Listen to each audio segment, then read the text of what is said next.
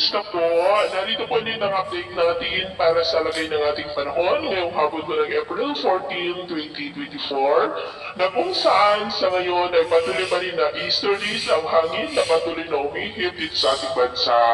Habang yung banta ng sama ng panahon na ating minomonitor sa southeastern part ng ating bansa ay patuloy po ang paglapit kaya po ninyong namamataan. At ito naman ay pinapakita ng forecast model natin pong ginagamit hanggang po sa susunod na 2 linggo.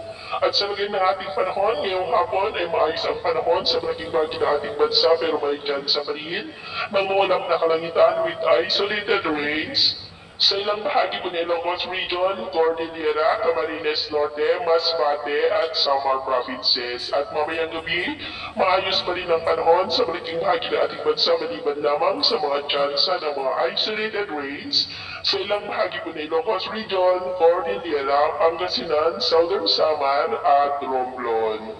Atin naman po mga baybayin, wala naman po tayong nakataas na tumangil warning signals. Pero iba yung pag-ingat lamang po kung papalaot tayo para mas makaiwas sa mga sakunang pangkaragatan.